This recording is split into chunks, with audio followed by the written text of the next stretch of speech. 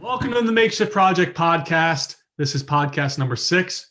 We're doing video podcasts now. We're on YouTube now, right, Zach?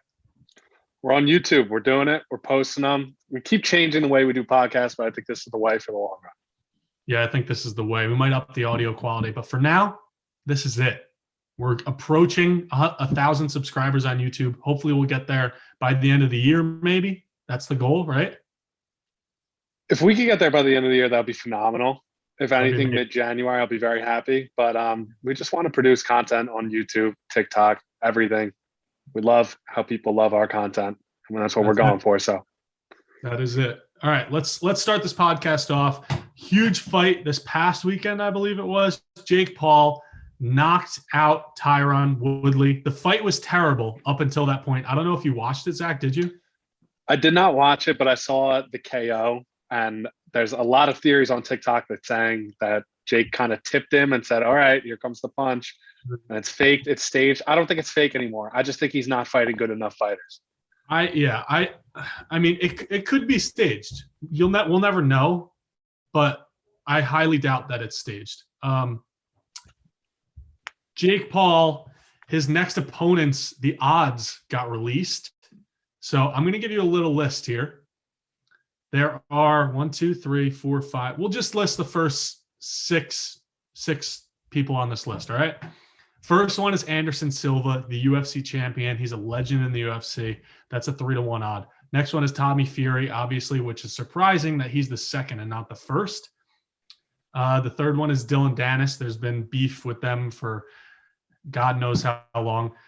Fourth is Nate Diaz. Obviously, he called him and Jorge Masvidal out at the past fight after he knocked out Tyron Woodley. They're at the 1, 2, 3, 4, 5, and 7 spot. And at the 6th spot, it is Conor McGregor at 15-2 odds. What do you think about all that? I want to see McGregor. Like, he's just an entertainment icon, and everything that he says and does comes out with so much electricity, and it generates such a buzz in the crowd. I feel like people would love that. The Mayweather fight with McGregor got all hyped up, and it wasn't the fight that people wanted, but just imagine Jake Paul McGregor. I think probably McGregor stands a better chance, obviously, not against Mayweather. So I would love to see that fight. I think he would generate the most buzz and publicity. I think the most people will watch it. 15-2 is kind of a stretch, but I would love to see it. It is a stretch, and I think that Jake Paul kind of modeled his whole brand around Conor McGregor. He's really doing like the same exact kind of style. He has the tattoos, he has the hair, he has the beard, he has the attitude. I think that he modeled his whole thing around Conor McGregor, and I think that it would be an awesome fight. I think Conor McGregor would knock him out, but that's besides the point. I mean, I like that take. I think that's such a good point and example. Like, McGregor showcased what it was like to trash talk and be that icon within a fighting realm to generate all the buzz. And Jake Paul's just doing that. He's just not fighting, I think, at the same level because he's not facing anybody who's a pure boxer. Exactly. Go in the ring against a pure boxer, see what happens. Maybe he doesn't win. Maybe it's more a long fight. Maybe he doesn't knock the guy out. But I know Stephen A. Smith had a huge take on it and was saying you need to finally fight someone that's legit because right now it's BS. No, I definitely agree. And we'll see what happens with that. We're going to speed through these topics today. The next topic I have on my list is there's a legend back in the NBA. The man just got signed to the Boston Celtics. ISO Joe Johnson is back in the NBA. He is one of my favorite players of all time. He's also one of the most underrated clutch players of all time, in my opinion. Do you have any background or understanding of why the Celtics signed him? Because he hasn't played since 2017. Yeah, I have no idea. I know he's been playing in that 3-man league, I believe. Is that who runs that? Ice Cube or something? Ice Cube. Yeah, I think it's called the Big Three or something like that. Yeah, I think he was playing in that for a while, and then I think he played overseas or in China or something, but he hasn't stopped playing. But yeah, I mean, 2017 to 2021 is a long time. What is that? 4 years? That's yeah. 2022. It was so, like, when I saw the highlight on whatever account, I was like, is this an old clip? Like, is he back? And he played 2 minutes, and I think he went 1 for 1. He hit that, ISO Joe shot that we were so used to seeing. But I was just so confused. I was like, wasn't he retired? Like, where did he come from? I didn't look into it at all. So thanks for providing the context. But I think it's great. Why not? I mean, the I love it. Celtics are a pretty good team too. So I don't really understand. I mean, They're they around might be down 500. on injuries. They might be down on injuries. Who knows? But Joe You Johnson know is what it was? back. The COVID. It was probably COVID protocols, and they had to sign some. But it's not like he was playing big minutes. So maybe I don't know. Maybe they're just giving him another shot. Who knows? I mean, I don't even know how old he is. Let me do some research for. Can I guess? I'm gonna say he's Yeah, 38. he's 40 years old. 40. He's. I mean, his age is getting up there. I don't know how he. It might just be like a little return thing to see if he could get some extra cash. Who knows? Hey, listen, yeah, and you know what? Like Paul Pierce, towards the end of his career, didn't play a lot with the Clippers, but he hit some big shots for them. So Oh, it maybe all it's went. something that he could come in with the experience and the veteran knowledge and be able to, shed that out to the other Celtics players. I don't know. Well, I mean, we'll see what happens. But the other person I saw in the NBA, and he had a massive G League debut, was Isaiah Thomas, who played for the Lakers the Oh, other day.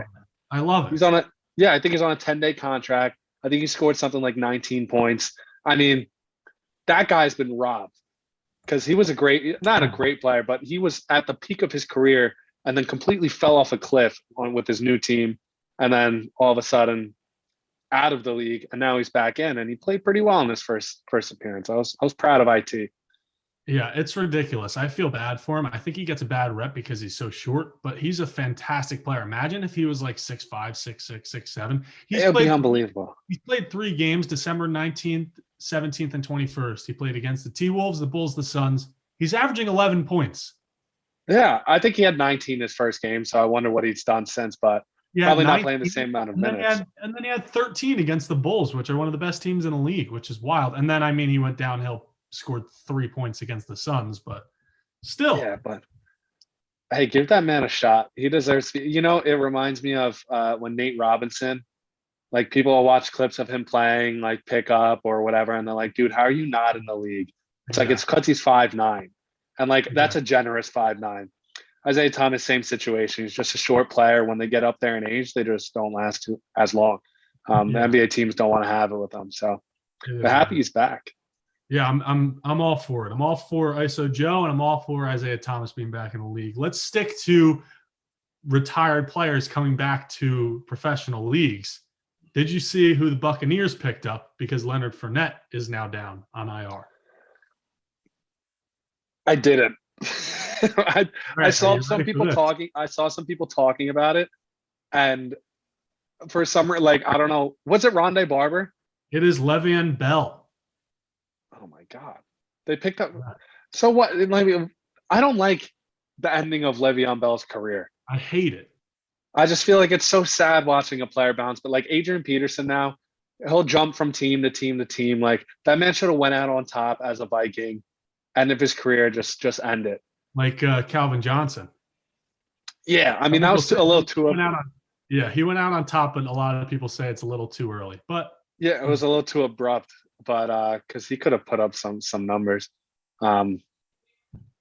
crazy. But no, I mean, Le'Veon Bell, he was on when he left the Steelers. I think that might have been the worst decision of his life because he was on top of the world. He was number 1 to 2 picks in fantasy every single year. His running style was the coolest running style I have seen in a long time. He literally just sat there, waited for everything to happen, and then shot in a hole like whenever something came up, and it was amazing. And then it just went downhill. It's not as bad as, I would say his career is worse off than Adrian Peterson because at least AP's been in the league, bouncing around teams, scoring touchdowns. Le'Veon Bell is just barely getting shots here. Le'Veon Bell once called himself the Steph Curry of running backs because he said Steph revolutionized the 3-point shot and he revolutionized running. He goes, you're going to see running backs come in the league in years to come. And I thought that was a stretch. I really did. I was like, wow, this is a little much. But he did have a really unique running style. There's no one that I've ever seen like him in terms of that. But I wish he ended his career with the Steelers or just stayed with them. Just stay with them and be good every year.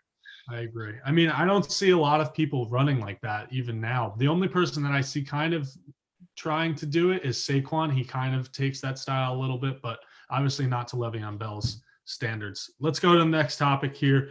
Another player that is rejoining a team. We're just on a spree here of players coming back. Kyrie Irving is rejoining the Nets as a part-time player. He's going to play on road games. He cannot play at home. What's your take on that, Zach? Where do they stand? Where do they stand for the finals predictions? I don't understand how it's going to work.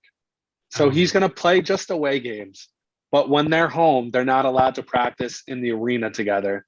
So then I don't think they have practices on the road. So he's just going to go out and try and ball out and maybe practice on his own while they're in Jersey or not Jersey, but their practice facility might be in Jersey. No, it's definitely in Brooklyn. No, it's definitely. Sorry, I'm a nostalgic Nets fan back in the day. But yeah, so like, what's he not going to practice with them and supposed to go out there and perform? I mean, we'll see how it pans out. He's a special talent, and if he's kept up with his game, then maybe it could work. But if not, they're going to go out there and they're not going to have that chemistry that you build in practice. They're not going to get the reps in against live action players. I agree. I mean, the craziest thing of this whole entire situation is that Bradley Beal and people like players that are unvaccinated can play at Barclays Center, but Kyrie Irving can't play at Barclays Center. If you're not going to let Kyrie play, don't let them play when they come to Barclays. I don't understand that. They can't. Is that really a thing? I'm almost positive people can fact check me if I'm wrong, and I could be wrong, but I'm almost positive that it's true. And the only places that do that are New York, which is New York Knicks, and the Brooklyn Nets. And then I think it's like some part of California. I don't know if that's the whole state. It might be like San Francisco or something. I don't know. Some part of California, but it's the craziest thing where unvaccinated players can play. Kyrie can't play, but he could play on the road. I don't understand the whole situation. It's a mess. But Kyrie Irving's coming back. I'm excited to watch him, at least. I'm excited to see how it's going to play out. I just think it's interesting how the dynamics on the floor, any drama on the floor, it's going to explode twice, 3 times the amount that it normally would, just because of the whole given situation. But I respect Kyrie's decision. Let him do what he wants, you know? Yeah. The Nets are on a roll right now, so we'll see how that plays out. Might help them on the road a little bit. The only thing that I think it'll help is that it'll give James Harden and Kevin Durant a break if they want to sit out a game or two. Yeah. All right. The last topic, it's a little more fun I have for you. I have one more sports one. I want to mention it because I saw it today. You mentioned Calvin Johnson. Cooper Kupp is having one of the most historic NFL seasons of all time. He's, I think, 340 yards away from breaking Calvin Johnson's single season record. The quarterback for Calvin Johnson for his record was Matthew Stafford. Wow. The quarterback for Cooper Kupp, is Matthew Stafford. Matthew Stafford might hold 2 of the wide receiver all-time receiving yards in a season records. Like, if you told me who would be at the top of that list, I would think like Joe Montana or Brady and Randy Moss. Something crazy like that. It's Matt Stafford and Cooper Kupp. Like, who would have told you last year that he's probably going to break the single season record? It's absolutely insane. That is nuts. So I guess what we're saying is that Matt Stafford is one of the most underrated quarterbacks of all time. Is that what you're saying, Zach? No, because it's so funny because whenever Stafford gets pumped up in rating, he chokes a little bit and he falls back. But then people start saying he's overrated because everybody hypes him up, and now he's having a good tail end of the season. So it really goes back and forth. But, when you look purely on statistics, like Kupp is averaging like 100 receiving yards a game. That's insane. And if you have a fan, I drafted, and he was trash. He was probably like the 20th ranked receiver, but inconsistent up and down, horrible. And this year, he's just the best receiver in the league. It's unbelievable. I cannot believe what I'm seeing. And I passed up on him in drafts. People got him like, 5th, 6th, 7th round. It's crazy. He was a good sleeper pick. Best stats in the league. He's also, if you saw his post-game interview a few games ago, he seems like he's the smartest wide receiver / player in the entire league. I don't know if you saw that interview. Did you? I did. Yeah. You know what? It reminds me of, if you ever seen Good Will Hunting with Matt Damon, and like just what do they call it? A prodigy that just understands like all the mathematics and inside formulas and stuff. Can't outsmart the guy. Like, that was like if you played Madden, but you knew every single move and, hot route to audible to, and you were just going to break the game. Like he's breaking the game right now of football. Exactly. He's not the tallest, he's not the fastest, but he knows exactly where to be and exactly the right time. Love it. Love seeing Cooper Kupp succeed. That's my Super Bowl pick, by the way. We'll see how that pans out. All right, I have one more topic here, Zach. This is what I was talking about with some people, and it always irks me so much. Oh boy. How do you say the team from Jacksonville? Okay, I feel like this is a trick question. The Jaguars. Yes, thank you. I feel like that's, people say Jaguars. people say Jaguars. Jaguars.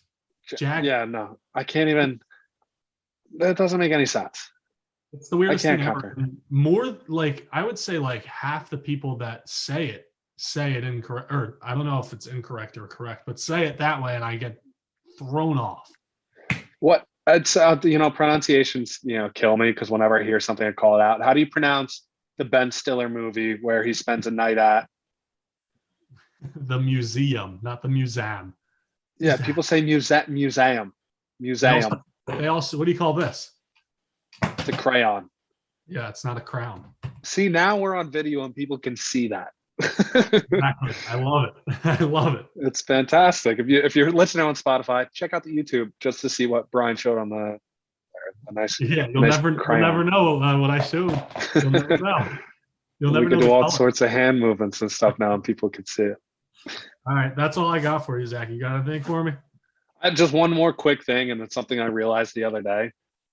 I was in the elevator in my apartment building, and like whenever I get into the apartment building early enough, and there's someone like maybe 20 feet behind me, I get into the elevator right away, and I slam the door close button. Like I don't want to take it with them, because I don't want to like awkwardly wait there, and then like you stand in the elevator, the guy's like, "Thank you," and then you're like, "Okay, like what floor?"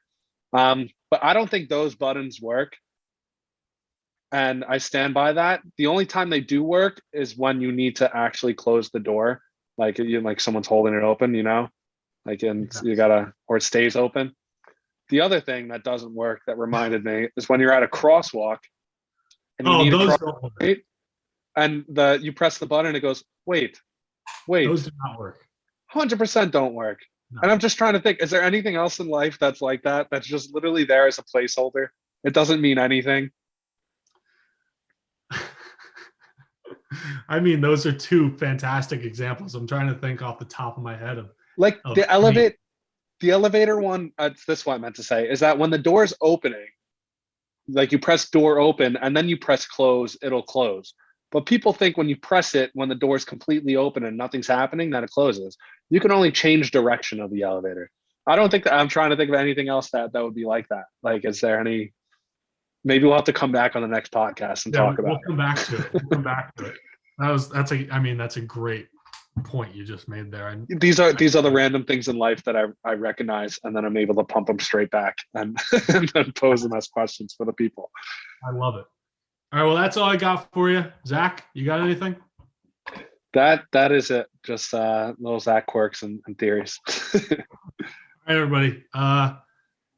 Check out the YouTube if you're not on YouTube. We're trying to get to 1,000 subscribers by the new year. Let's make that the goal. It's going to happen. Check out the TikTok, blogs. We got everything, the whole nine. Zach? That's a wrap. Lock it in, baby. That's another podcast in the books. Love to see it.